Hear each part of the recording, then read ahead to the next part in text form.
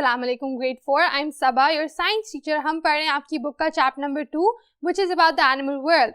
आज हम फोकस करेंगे एनिमल वर्ल्ड के यूनिट 2.3 पे जो कि है मूवमेंट के बारे में। तो आए आगे बढ़ते हैं। Right, so for our agenda today we are discussing movement कि जानवर जो है वो मूवमेंट किस तरह से करते हैं, क्यों करते हैं, किन किन वजहों से करते हैं। मूवमेंट जो है हर लिविंग बीइंग के लिए एक बहुत ही अहम चीज़ है। ऑलमोस्ट हर लिविंग बीइंग अपनी कैपेसिटी में हिलता जुलता ज़रूर है। आप कहेंगे कि एज ह्यूमंस हम चलते फिरते रहते हैं, as bats they fly, you know, fishes they swim, right. So that is all the activity that different living beings are doing. अलग अलग तरीकों से वो हर वक्त मूव कर रहे होते हैं। यहाँ तक कि पौधे भी अपनी पोजीशन पे थोड़ा बहुत हिलते रहते हैं, ग्लो करते रहते हैं, right. So in that manner we know कि हर लिविंग बीइंग जो है वो मूवमेंट जरूर दिखाता है, किसी ना किसी फॉर्म में जरूर मूवमेंट शो करता है। So that's what we will be talking about today. हम शुरू करते हैं कि मूवमेंट हम बेसिकली करते क्यों हैं, एनिमल्स और लिविंग बीइंग्स जो हैं वो मूवमेंट किस किस वजह से करते हैं। Movement is an essential part of animal life. Movement जो है बहुत अहम हिस्सा है एनिमल्स की जिंदगी का, क्योंकि हर एनिमल, जैसा कि अभी मैंने बोला, हर एनिमल तकरीबन जरूर किसी ना किसी फॉर्म में मूव जरूर करता है। ये एक जानदार जानवरों का और जानदार इंसानों की निशानी है कि वो मूव करते रहते हैं, राइट। सो आगे हम कह रहे हैं animals move for reasons like. अब एनिमल्स किन किन वजहों से मूव करते हैं उनकी कुछ एग्जांपल्स दी हुई है, सारी वजह नहीं लिखी हुई। पहली है फाइंडिंग फूड, अपना खाना ढूंढने के लिए, है ना। बहुत सारे बर्ड्स जो हैं वो सुबह घर से क्यों निकलते हैं, वो अपना खाना ढूंढने के लिए निकलते हैं। इसी तरह डिफरेंट एनिमल्स इधर उधर हॉप अराउंड करते हैं। लायंस जो हैं वो भाग कर अगर किसी शीप वगैरह पे अटैक करते हैं तो क्यों करते हैं, ताकि वो उनको खाना खा सकें, उनका अपना खाने ढूंढने के लिए वो मूव अराउंड करते हैं। दूसरी ऑप्शन है फाइंडिंग शेल्टर। शेल्टर बेसिकली हम कहते हैं छत को, जानवरों की ज़बान में कोई भी ऐसी जगह जहां पर उनको तहफ़्फ़ुज़ मिल सके, राइट। अपना शेल्टर ढूंढने के लिए भी एनिमल जो है वो मूव करते रहते हैं। वो देखते हैं कि उनको कहाँ पर रहने के लिए अच्छी जगह मिल रही है, जहाँ पर वो सेफ फील कर रहे हैं, जहाँ पर वो महफूज फील कर रहे हैं। तो इस वजह से वो एक जगह से दूसरी जगह जाते हैं जहाँ पर भी उनको मिले कोई अच्छी जगह जो उनके लिए रहने के लिए लायक हो और उनको रहने के लिए एक सेफ एनवायरनमेंट प्रोवाइड करे। तो दूसरी वजह तो ये हो गई। पहली हो गई कि वो खाना ढूंढने के लिए इधर उधर मूव करते हैं। दूसरी होगी कि वो अपना घर ढूंढने के लिए, कोई रहने की जगह, रिहाइश गाह ढूंढने के लिए इधर उधर मूव करते हैं। तीसरा है पानी ढूंढने के लिए। आपने अक्सर देखा होगा, कव्वा वाली स्टोरी भी आपने सुनी होगी कि वो जाता है एक कुएं से पानी लेने के लिए, right. So they are moving around. पानी सबके लिए बहुत अहम है। इसी चैप्टर के शुरू में हमने बात की थी कि वाटर जो है एसेंशियल चीज़ों में से सबसे मेन है, राइट। तो इसमें कोई गलत बात तो नहीं होगी कि बहुत सारे जानवर जो हैं वो सिर्फ इसलिए मूव अराउंड करेंगे क्योंकि पानी हर जगह अवेलेबल तो नहीं होता। अगर किसी बर्ड को पानी चाहिए तो वो ढूंढती है जाके कि कहाँ पर उसको पानी मिलेगा, कहाँ पर कोई पॉन्ड मिलेगा, कहाँ पर कोई डिफरेंट पॉट पड़ा हुआ होगा जिससे वो पानी ले सकेगी। तो एक बहुत इंपॉर्टेंट वजह फॉर मूविंग अराउंड यही हो गई कि उन्होंने अपना पानी ढूंढना होता है। और चौथी यहाँ पर उन्होंने बात लिखी हुई है एस्केपिंग प्रेडेटर्स। एस्केपिंग प्रेडेटर्स क्या होता है? प्रेडेटर्स होते हैं वो जानवर जो आप पे अटैक करते हैं। बेसिकली प्रे होता है जो अटैक होता है जिसपे, और प्रेडेटर होता है जो अटैक करता है।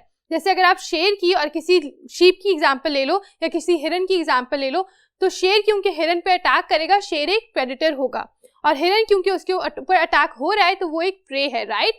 तो अपने प्रेडेटर से बचने के लिए, एस्केप होता है बचना या छुपना, तो अपने प्रेडेटर से छुपने के लिए भी बहुत सारे एनिमल जो हैं वो मूव अराउंड करते हैं। जैसे कि हिरन जो है वो भागेगी शेर के अटैक से बचने के लिए, राइट। तो अपने प्रेडेटर यानी अपने अटैकर से तहफ़्फ़ुज़ हासिल करने के लिए, उससे छुपने के लिए भी एनिमल्स मूव अराउंड करते हैं। तो इन बातों से हमें पता चलता है कि कितना इंपॉर्टेंट है एनिमल्स अपने खाने के लिए, अपने पानी के लिए, अपने घर के लिए, अपने तहफ़्फ़ुज़ के लिए, हर चीज़ के लिए मूवमेंट पे बेसिकली डिपेंड कर रहे हैं। अगर वो मूव नहीं कर पाएंगे तो ऑब्वियसली वो जहाँ पर होंगे उन पर अटैक हो जाएगा। अगर वो मूव नहीं कर पाएंगे तो वो जाके अपना खाना नहीं ला सकेंगे। यहाँ तक कि एज ए ह्यूमन मुझे भी अगर भूख लगी है और मैं अपना हाथ मूव करके खाना नहीं पकड़ सकती तो मैं खाना किस तरह से खाऊंगी, कितना मुश्किल हो जाएगा, है ना। So in that manner we know कि मूवमेंट जो है इन 4 रीजंस और कई और वजहों की वजह से बहुत अहम है फॉर एवरी लिविंग बीइंग। आगे बढ़ते हैं। Animals bodies are design for movement.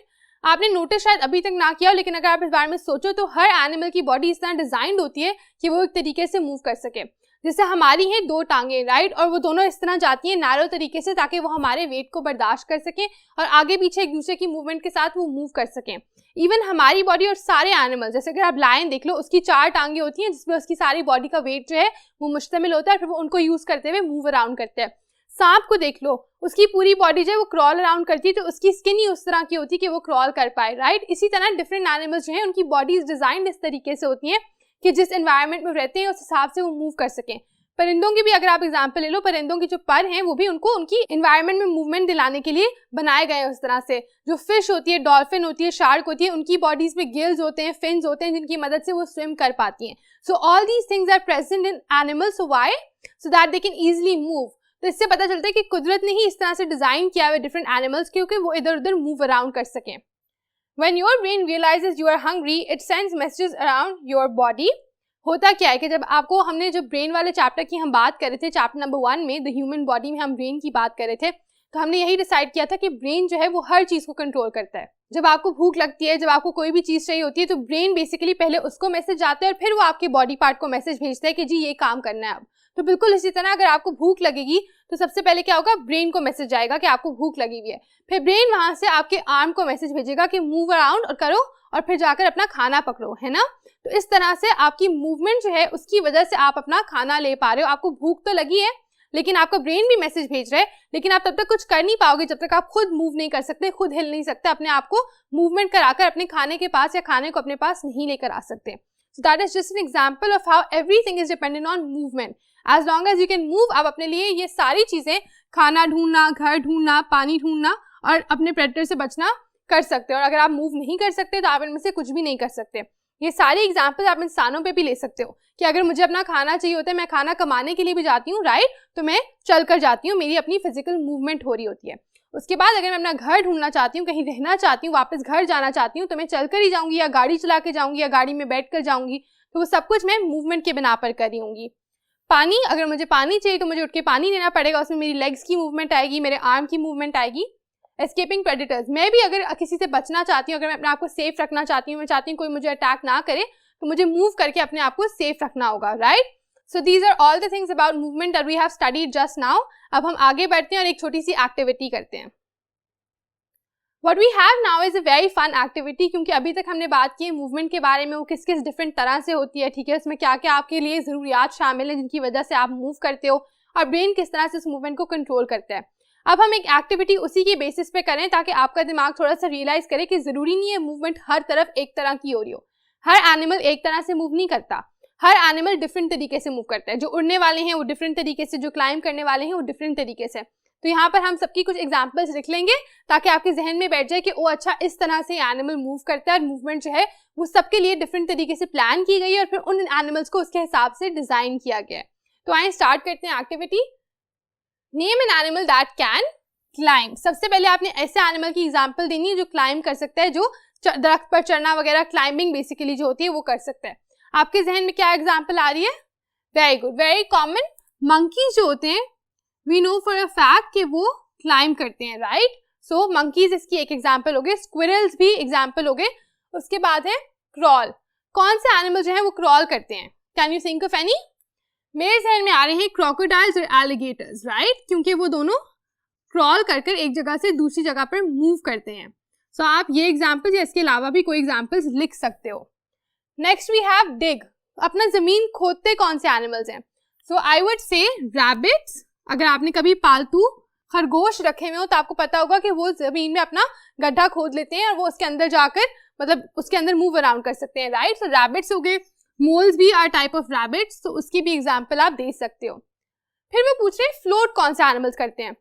So the interesting thing over here is कि फ्लोट सिर्फ सी एनिमल्स नहीं करते, सिर्फ वाटर एनिमल्स नहीं करते, डिफरेंट एनिमल्स भी कर पाते हैं, ठीक है। लेकिन हम यहाँ पर एग्जाम्पल लिख सकते हैं डॉल्फिन की, जो कि बहुत ही ऑब्वियस एग्जाम्पल है। डॉल्फिन जो है वो आराम से फ्लोट करती है पानी में, सो that is a different type of movement जो डॉल्फिन करके दिखा रही है।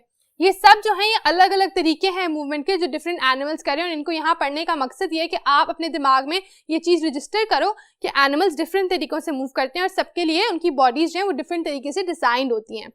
आगे देखिए फ्लाई। फ्लाई की तो बहुत ही आसान बात है। फ्लाई में आप बहुत सारे बर्ड्स का नाम लिख सकते हो। हॉक हो गया, फैल्कन हो गया, right. So all of these animals fly. Then we have glide. Glide भी फ्लाई की तरह ही होता है but it's a little different. Fly में जैसे कि अगर आप बैट भी लिख सकते हो, तो ग्लाइड करते हैं flying squirrels. It's a different type of flying, जो कि फ्लाइंग स्क्विरल्स को अगर आप सर्च आउट करो तो आप देखोगे कि वो किस तरह से मूव करते हैं, ग्लाइड करते हुए जाते हैं पूरा सीधे साधे, right. So they not flying, they gliding into the air, ठीक है। उसके बाद है जंप। जंप कौन से एनिमल्स करते हैं? वेरी सिंपल, कैंगरू का आप बचपन से नाम सुनते हुए आए हो, है ना। कैंगरू का नाम सुना है, जिनके आगे एक पाउच होता है ना, तो वो जंप करके मूव करते हैं, उस तरह से मूव नहीं करते, they don't walk, they don't run, they jump from one place to another. तो आप उनकी एग्जांपल दे सकते हो। Next we have run. भागते कौन से एनिमल्स हैं? चीता हो गया, वैसे तो इंसान भी भाग सकते हैं बट राइट, चीता आप लिख सकते हो यहाँ पर, आप लायन लिख सकते हो, आप डियर लिख सकते हो because the deer also runs really fast, है ना। उसके बाद है स्विम। अब तैरते कौन से जानवर हैं? वही वाटर एनिमल्स भी हो सकते हैं, सी हॉर्स हो सकता है, एलिफेंट हो सकता है, क्योंकि एलिफेंट भी पानी में तैर तो पाता है, आपने देखा होगा, राइट। उसके बाद है यहाँ पर आप शार्क या डॉल्फिन की एग्जांपल दे दो क्योंकि वो काफी एक्यूरेट है। So these are some examples of different animals जो डिफरेंट तरीकों से मूव करते हैं। क्लाइंब कर सकते हैं मंकीज, क्रॉल करते हैं क्रोकोडाइल्स, डिग करते हैं रैबिट्स, फ्लोट करती है डॉल्फिन, फ्लाई कौन कर सकते हैं? बैट हो गया, हॉक, फैल्कन, जितने भी वर्ड्स हैं। ग्लाइड करते हैं फ्लाइंग स्क्विरल्स, जंप करता है कैंगरू, रन करता है चीता या डियर यानी हिरन या चीता जो हो गया, एंड स्विम शार्क या डॉल्फिन। तो ये सब एग्जाम्पल्स हैं, इनके अलावा भी कई एग्जाम्पल्स हैं। आई वुड प्रेफर कि अगर आप ये एक्टिविटी करो तो आप ये वाली एग्जाम्पल्स ना लिखो, खुद से सोचो कि आपके जहन में कौन कौन से एनिमल्स आते हैं जो डिफरेंट तरीके की मूवमेंट्स हैं उनको एग्जीक्यूट कर सकते हैं। And that will be it for movement. अब हम आगे बात करने जा रहे हैं रिप्रोडक्शन की, जो कि आपके चैप्टर का आखिरी सब यूनिट है। So I let's move forward. So far we only talked about movement. हमने पहले बात की थी कि एनिमल्स को जरूरत किन किन चीज़ों की होती है, फिर हमने बात की थी वो किस तरह अपने एनवायरनमेंट के साथ अडेप्ट करते हैं। Now we were talking about उनकी मूवमेंट क्या क्या होती है, किस किस लिए होती है। अब हम करें 2.4 की बात, दैट इज रिप्रोडक्शन। तो रिप्रोडक्शन बेसिकली होता क्या है? Let's read. Reproduction is the process through which living things produce new living things. Living things जितनी भी जानदार चीजें हैं वो जब नई जानदार चीजों को जन्म देती हैं तो उस प्रोसेस को हम क्या कहते हैं?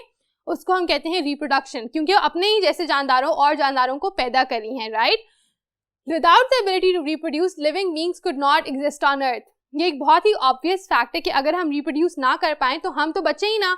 अगर एक ट्री है बस वो रहता है जिंदा और अपने जैसे और ट्रीज को पैदा नहीं करता, बस वही ट्री है, तो कितने साल जिंदा रह लेगा? 20 साल, 100 साल, 200 साल, बट उसके बाद वो एक टाइम पे डेड हो जाएगा एंड उसके बाद वो नहीं रहेगा। तो उसके बाद फिर अगर उसकी लाइफ साइकिल कोई कंटिन्यू करेगा तो वो कौन होगा? वो उसका ऑफस्प्रिंग यानी उसका बच्चा या जिस दरख्त को उसने पैदा किया है वो होगा। सो इन दैट मैनर रिप्रोडक्शन के बगैर कोई भी एनिमल जिंदा ही ना होता। तो रिप्रोडक्शन ही है जो नस्लों को आगे लेकर जा रही है और सारे लिविंग बींग्स को जिंदा या in the cycle of life रख रही है। आगे देखते हैं, reproduction usually requires a male species and a female species. Reproduction हर डिफरेंट बीइंग के लिए आपको एक मेल स्पीशी चाहिए होती है, एक फीमेल, यानी एक मर्द होता है, एक औरत होती है, बेशक वो दरख्त हो, बेशक वो जानवर हो, बेशक वो इंसान हो, ठीक है। और ये दोनों जो हैं ये फिर आपस में फर्टिलाइजेशन का प्रोसेस करते हैं जिससे फिर कोई भी रिप्रोडक्शन जो होती है वो कैरी आउट होती है। The male fertilises an egg produce by a female. तो रिप्रोडक्शन में होता ये कि फीमेल जो होती है वो एग प्रोड्यूस करती है। आपने देखा होगा मुर्गियों के अंडे होते हैं, ठीक है, वो और उनमें से फिर चूजा निकलता है क्योंकि वहां पर फर्टिलाइजेशन होती है। To fertilise is to bring to life. तो होता ये है कि अंडा जो होता है वो फीमेल से आता है और फिर उसको फर्टिलाइज करता है मेल, यानी उस अंडे को जो लाइफ है उस एग को बेसिकली वो देता है मेल, और उसकी वजह से जब फर्टिलाइजेशन हो जाती है तो फिर नया ऑफस्प्रिंग या नया जो प्रोडक्ट है यानी जो नया लिविंग बीइंग है वो फिर पैदा हो जाता है। So that is reproduction for you. 2 types of fertilisation होती हैं। आपकी बुक में 2 किस्म की फर्टिलाइजेशन जो है जिसको समझाया हुआ है। पहली है कि ये होता है कि फीमेल जो है उसके अंदर फर्टिलाइजेशन होती है, उसके अंदर एग होता है, फिर वहीं पर मेल जो है आकर फर्टिलाइज करता है एग को और फिर जो ऑफस्प्रिंग है वो फीमेल से हमें मिलता है। और दूसरी होती है कि फीमेल जो है वो एक एग जो है उसको बाहर ले आउट कर देती है, जैसे हमारी डिफरेंट ऑर्गेनिजम्स फ्रॉग्स वगैरह करते हैं, और फ्रॉग्स जो है वो बाहर अपना एग ले आउट कर देते हैं और फिर मेल जो है वो वहां आकर बाहर उस एग को फर्टिलाइज करता है और फिर इस एग में से इवेंचुअली एक ऑफस्प्रिंग निकल आता है। ऑफस्प्रिंग आप उनके बच्चे को या जो भी नेक्स्ट जनरेशन वो दे रहे हैं उसको कह रहे हो, ठीक है। So these are 2 different types of fertilisation जो कि रिप्रोडक्शन बेसिकली जिनकी बेसिस पे होती है। That will be it for now. अभी अगले लेसन में हम बात करेंगे फ्रॉग के लाइफ साइकिल के बारे में ताकि आपको रिप्रोडक्शन और भी अच्छे से समझ आ जाए और फिर हम आपके चैप्टर को वाइंड अप कर देंगे। So stay tuned for that and I will see you in the next lesson इंशाल्लाह। अल्लाह हाफिज।